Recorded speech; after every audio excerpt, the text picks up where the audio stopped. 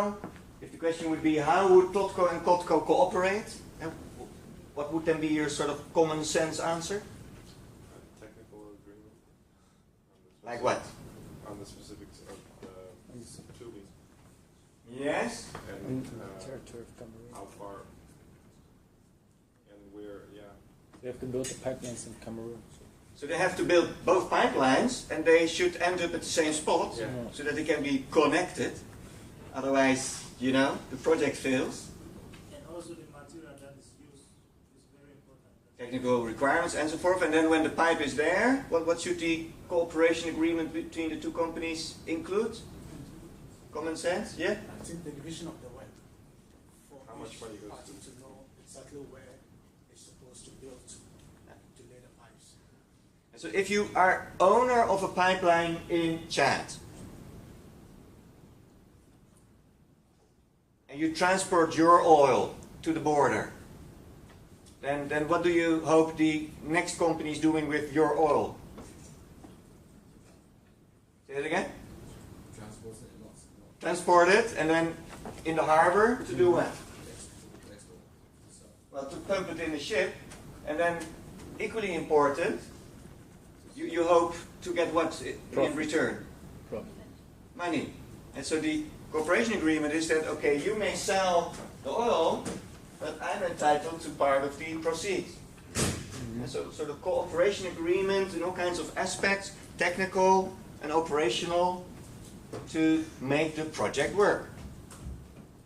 But Yes. you should also get the, I think, authority from the Cameroon, government of Cameroon, in order to build the pipelines from Chad to within Cameroon. So it's not only within these two cooperation between these companies, but also the state of Cameroon, I think, right? Exactly. So both states need to make the project work by giving both companies a license to operate a pipeline transportation activity in the territory. And that commitment is, let's expand the drawing. How is that commitment further secured between the two companies and the two states? When it is similar to the NUM10, yes? We have a bilateral agreement between the two states. Yes. And then what is their relationship with the companies potentially? It could, the agreement could include the companies in these two companies. Yeah, but what could be their legal relationship with the two companies? Share. Yeah, shareholder. Share. And being a shareholder is one terrific way to get the proceeds back into your own hands as a state, to fulfill the overall purpose to spend that money on project in your country that fosters the economy, that kickstarts the economy, that pumps in hard currencies so that you get a boost of your economy. And then on page 94 there are other agreements mentioned. And new companies are mentioned. Which companies and what role do they play? Where were we in the crowd, in the audience? Over here?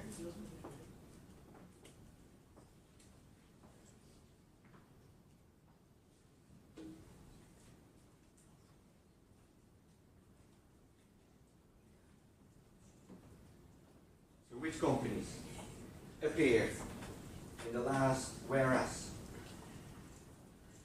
Page 94.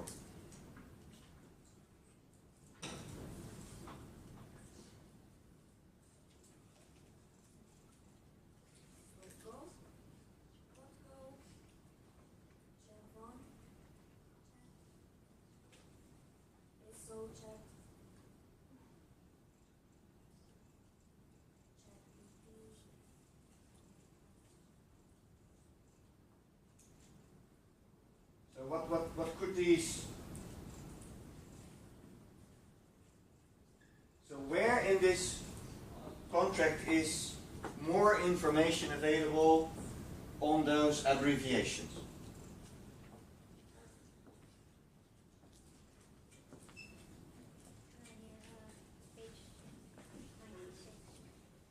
So in the next 12 pages, a lot of information is given on each of these items. And what is the title of these 12 pages?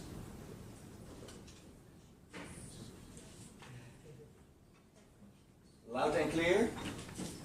The full title? General conditions and definitions of Article 1. Okay. And so in Article 1 of the loan agreement, they spell out each and everybody. So, what roughly is the role of Chevron, Esso and Petronas?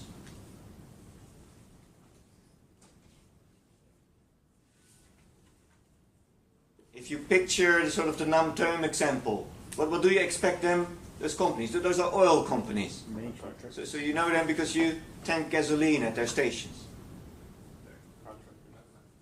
So they are contractors. What else? Maybe shareholders of who? The companies. Yeah, which companies? Totco. Totco and? Totco. And or Kotko. Because Totco and Kotko are newly created, you know, to be sort of vehicle to make it happen. But it's just a piece of paper. And then you need other companies. So they're most likely shareholders of Totco and Kotko. They are the subcontractors to actually build the pipeline because they're experts in that. And what else? What do they also do?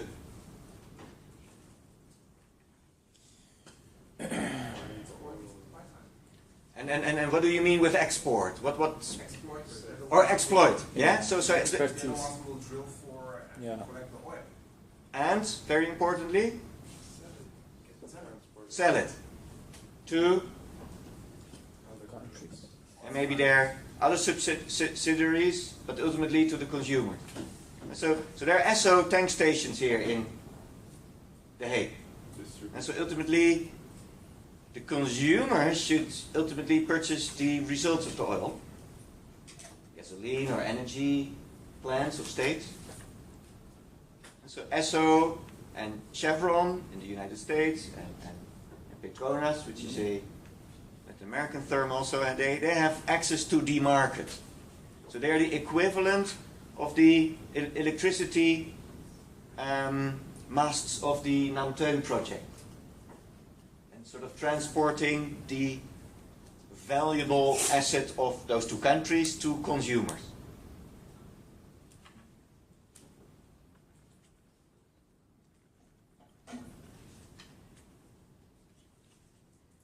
So, from the recipe perspective, where in the recipe are Chevron, Esso and Petronas?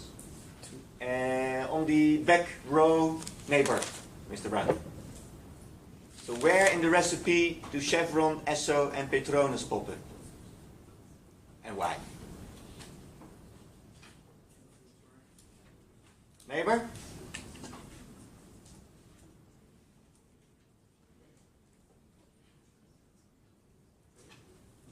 Say it again?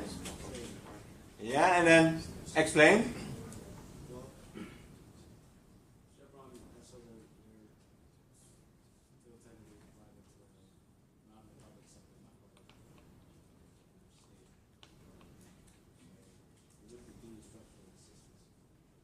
Okay, and what could be another pillar?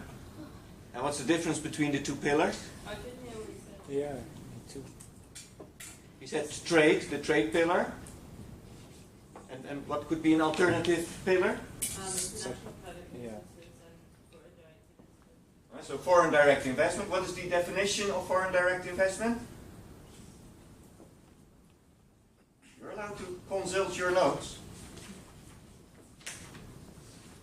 And or the slides that are rather precise on this. And there are characteristics listed on foreign direct investment, pillar 2, that distinguish it from trade. What is the distinguishing factor? And the decisive factor whether we put Chevron and Esso and Petronas in the one pillar or in the other pillar of the recipe. The long-term investment. So what is long-term and what is not long-term? The one-time purchase of a set of goods or products from a country is not long-term. No. Short-term. And then, but instead, for example, investing in the company that's producing those goods that's long-term. And so what would make Chevron and Esso and Petronas a long-term investor in this particular project? Involved in a project which will last more than, let's say, 4 to 5 years. So in that sense, it's considered as a long-term project. Yeah. And so I would say if it is a project where you, as in this story we just mentioned, they purchase or they get shares of Kotko and Totco, they actually build the pipeline as a subcontractor, and that is then long term. So anything longer than a month, I would say, let's be practical, long term. Where trade would be an email, get me 1 ship with oil, sent, and then the response, okay, $2 million, sent. Third email, okay, then you have your trade contract. So that would then be short term. So I would classify them, sir, as long term, consequently in the foreign direct investment realm. Pillar of the recipe. Not the least that I announced that Q7 can stay closed. And so the trade we sort of skip over in this class. So in a workshop lecture, in this course, it's highly unlikely that we dive deep into the trade. And so also from a strategic point of view, that's a very unlikely pillar to mention in your exam. Finger, yes? Would like a revolving contract be also considered a long-term? Sorry, slowly and loud, once more. Would a revolving contract also be considered long-term? For example, you mentioned, you gave the example of a company purchasing a ship of oil. Yeah. What if that contract was like revolving monthly for a year or 2 years? Would that be considered long-term? Thank you for your question, good question. A sort of advanced course question. A revolving contract, so you purchase an oil tanker every month. At least the content of it. Would that be foreign direct investment? The answer is no, because there are additional requirements set by ultimately the case law of the dispute settlement. We will discuss in a minute what foreign direct investment is. So it's not just the long-term character, making a revolving contract, a sort of copy-paste contract, foreign direct investment. What is the additional requirement?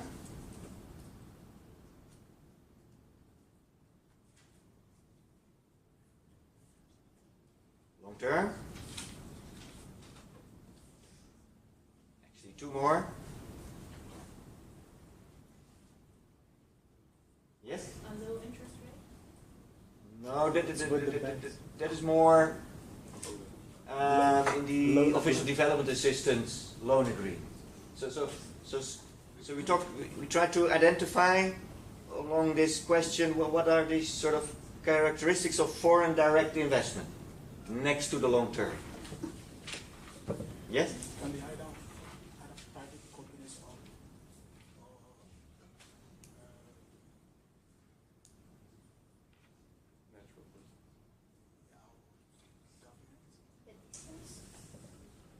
Yeah, so the classic foreign direct investor is a company that is habitual residence / domicile in a OECD country. And so that is sort of the thing you have to remember. Yeah. And you were mentioning? The distance requirement. I think the foreign firm should be not in the country where the funds. Exactly. And so the host country, so the word foreign means that it is a non-national firm. Otherwise it would be pillar 1, mobilizing domestic resource. And so foreign, but that's not so exciting, because that is in the words, almost. But what are the two characteristics? Yeah. So there are many laptops, so please go to the slide and or the literature that is describing this.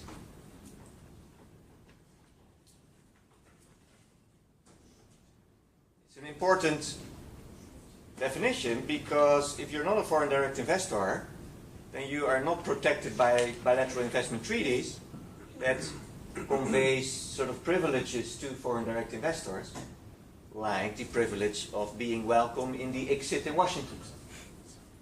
As in that you, we are not welcome in Washington other than as tourists. Should they be private funds? Yes, so private funds. That is sort of foreign direct investment as part of mobilizing international private resources for development. Yes? And also always a sort of protection against expropriation of these mechanisms that would allow them to be covered.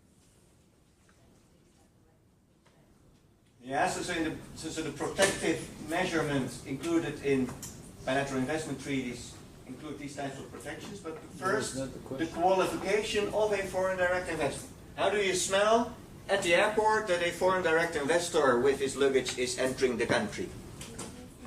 Say it again. Involvement. Explain.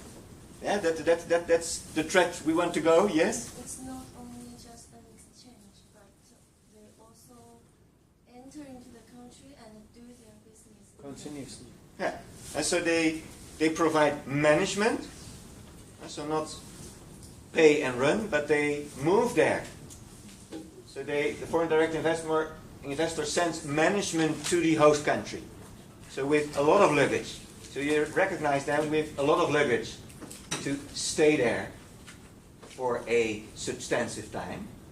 And their funds should be invested in the local project, so that they cannot take it into their luggage in their purse and run away. So if you purchase shares of Kotco and Totco, then your money is sort of stuck there, because those companies cannot take a plane. And when you put your own money into the pipelines, then the pipelines are stuck in the mud. And the whole idea is that those investors are entitled to sort of good treatment, because they are with hand and feet tied to the host country, with shares, with pipelines, with their money, with their managers, and the kids of their managers going there to international schools and the like. So that's the whole idea of Pillar 2. That's the third requirement, that it's a local project? Yeah, so it is a activity in the host country. It's long term. It's supported by foreign management, so the management of the investor or an employee of the investor. And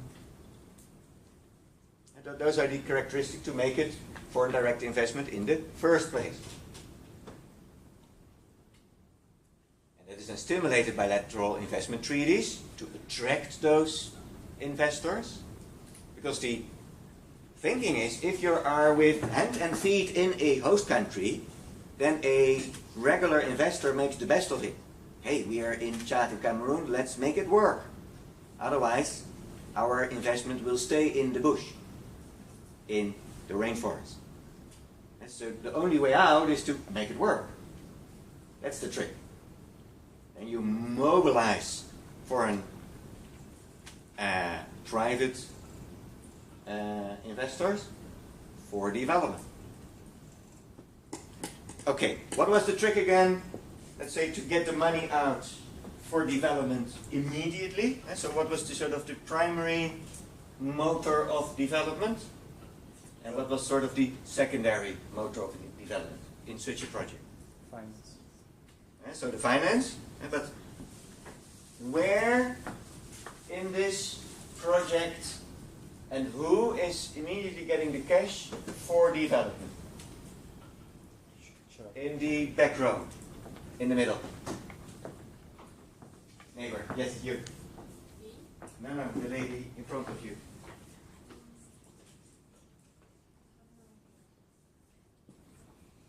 So which actor so far, we met a few, only a few,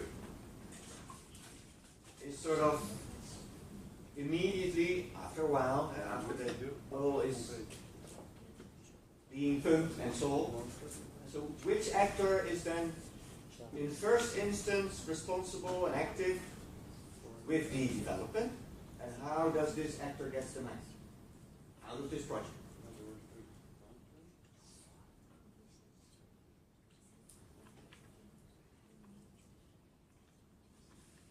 So, would you think that Chevron is, let's say, primary concerned with the development of the Chad's economy? No. Esso? Petronas? World Bank?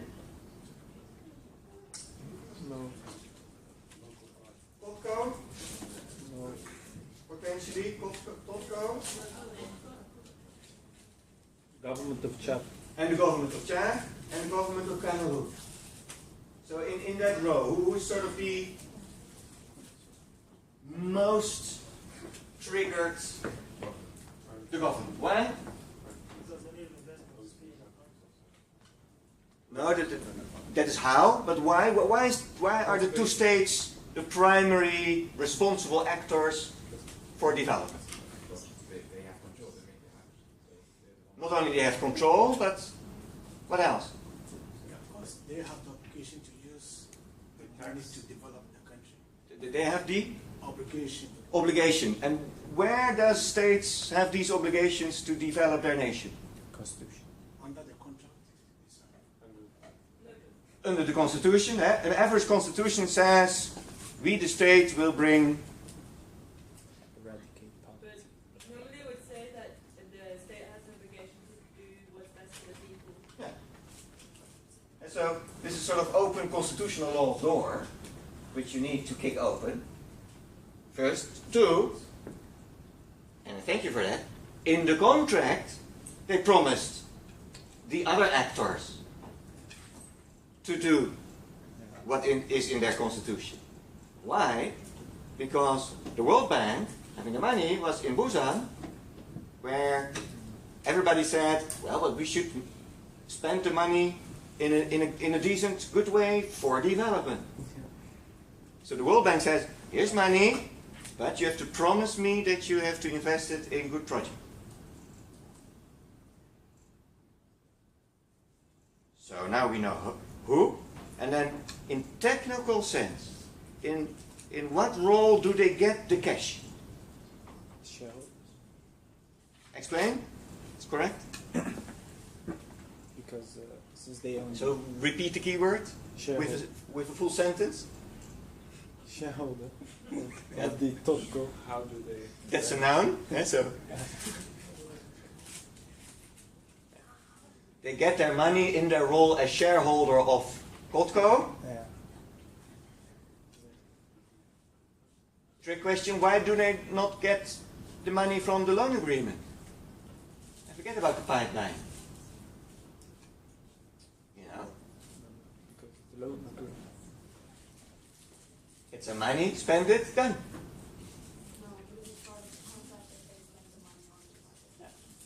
And why is that? It's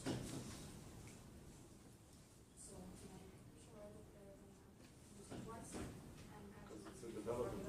Make the project. But they can spend the loan money wisely. They're wise people, educated. But But it's a development cost for just a development loan. That's the whole reason behind the loans. That so the reason behind the loan is development. And what do we mean with development? structurally, it's something that adds to the value. So that it structurally adds to the value of the economy of that country. Exactly. And what is then the idea of a sort of pipeline? To create a project which will generate income on long term. It on the longer term creates value because the oil is just getting out of the soil. So the difference between here's the money, spent it wisely, and here's the money, build a pipeline from it, and then make your money with selling the oil, is having a more